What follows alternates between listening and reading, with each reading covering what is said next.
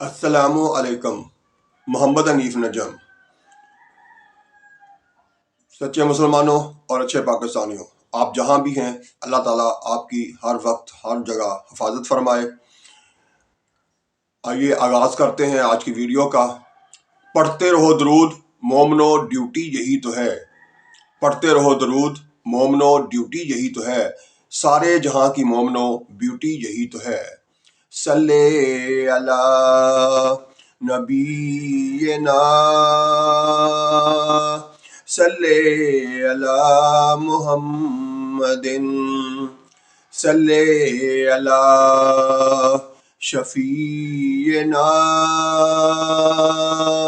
صلی اللہ محمد۔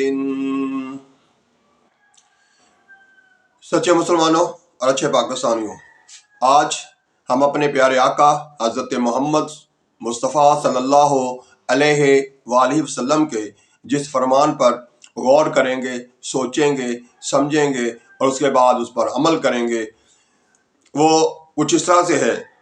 فرمان مصطفیٰ صلی اللہ علیہ وآلہ وسلم، جو نیکی کر کے خوش ہوا اور برائی کر کے پریشان ہوا وہ مومن ہے۔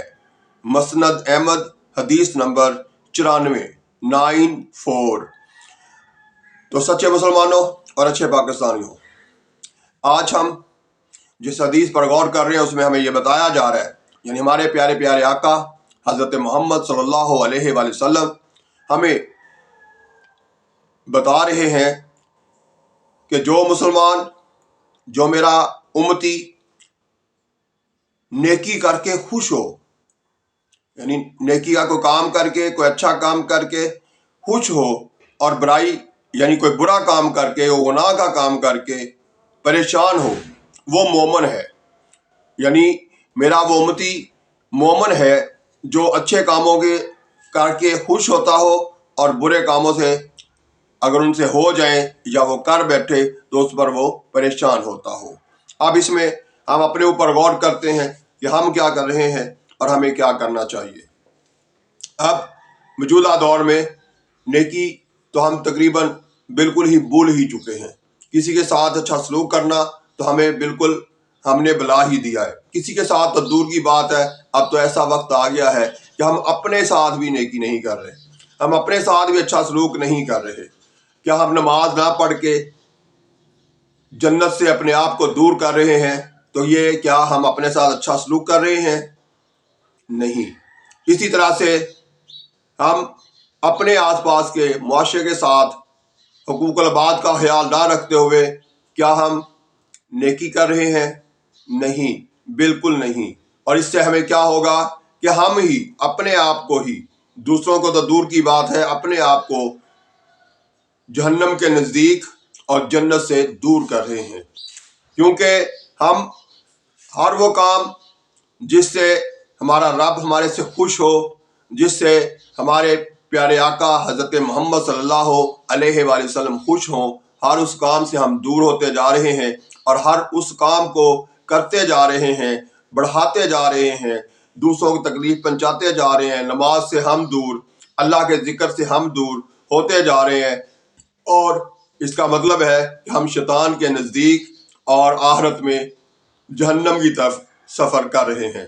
تو پیارے پاکستانیوں اور اچھے مسلمانوں، ہمیں سوچنا ہے، اپنے اپنے گریبان میں ہمیں خود سے جھانکنا ہے، ہم نے خود غور کرنا ہے کہ صبح کی نماز کے لیے سرے سے اٹھتے ہی نہیں، اور باقی نمازیں بھی مسجدوں میں جا کے حال دیکھ لیں کہ یعنی اگر مسجد کے آس پاس 1500 لوگ رہتے ہیں تو مسجد کے اندر مشکل سے 20-25 لوگ ملتے ہیں۔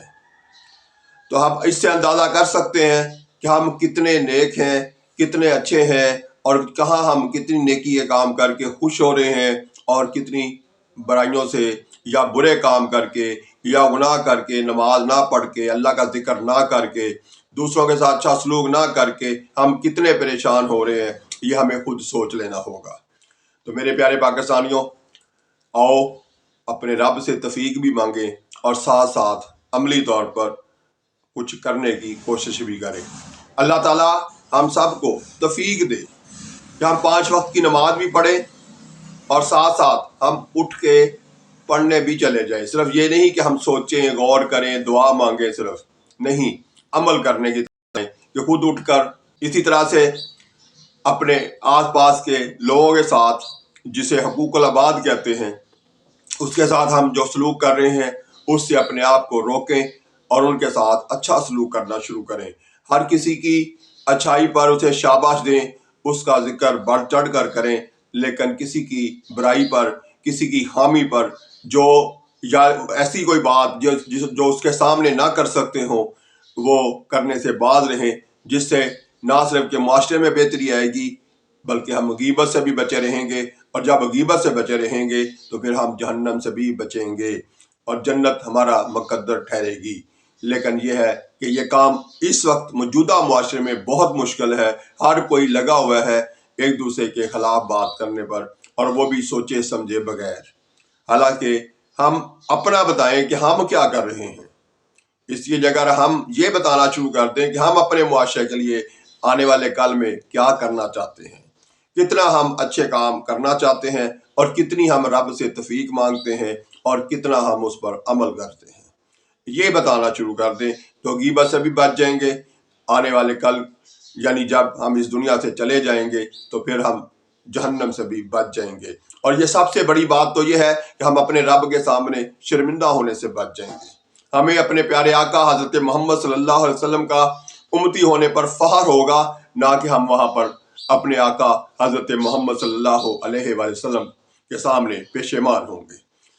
میں یہاں یہی بات نہیں کر رہا، صرف عام آدمی سے نہیں، حکمرانوں سے لے کر عام آدمی تک، ہر جگہ، ہر وقت، ہر بندہ جو ہے وہ الٹے کاموں میں ہی لگا ہوا ہے.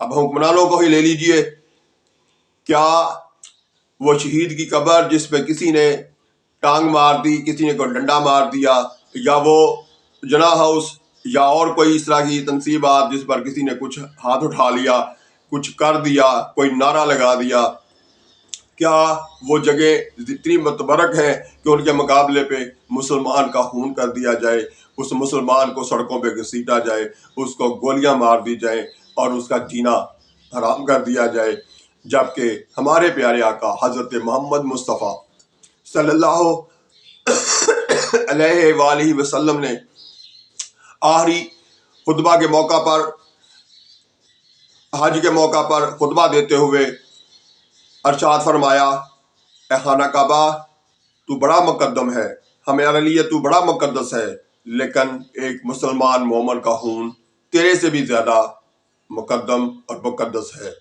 تو اب اس سے بڑھ کر اور کیا فضیلت ہو سکتی ہے ایک مسلمان کے خون کی، کہ آپ اس مسلمان کو سارے عام لوگوں کے سامنے رسوا کر رہے ہیں، گولیاں مار رہے ہیں، اپنی بیٹیوں کو، اپنی عورتوں کو لوگوں کے سامنے سڑکوں پہ گھسیٹ کے ذلیل کر رہے ہیں.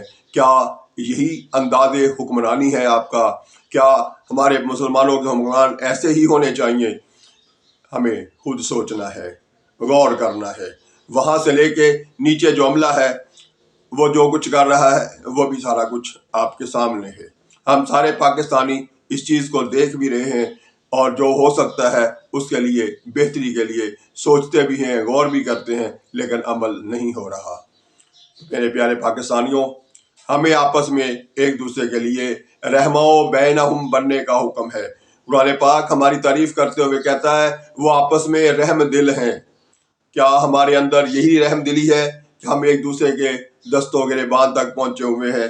جو کام، جو سلوک ہمارے دشمن کو ہمارے ساتھ کرنا چاہیے تھا وہ تو نہیں کر پا رہا، لیکن ہم خود وہ سارا کچھ کر رہے ہیں. تو خدارہ ہوش کے ناخن لیں اور سوچیں، سمجھیں، غور کریں ہم کیا کر رہے ہیں، ہمارا مذہب ہمیں کیا کہتا ہے، ہمارا رب ہمیں کیا حکم دیتا ہے، اور ہمارے نبی حضرت محمد صلی اللہ علیہ وآلہ وسلم میں آپس میں کیا سلوک کرنے کی بات کی ہے، ہم کیا کر رہے ہیں. ادارہ جاگ جائیے، ہوش کے ناخن لیجئے، اپنے اپنے گریبان میں ہمیں خود جانگنا ہے. کسی دوسرے نے آ کے ہمیں یاد نہیں دلانا کہ ہمارا رب کیا کہتا ہے، ہمارا دین ہمیں کیا کہتا ہے، ہمارا مذہب کیا ہمیں سکھاتا ہے. یہ کسی نے آ کے نہیں بتانا، ہم نے خود سوچنا ہے. اگلا ویڈیو تک کے لیے اللہ حافظ. پاکستان زندہ باد.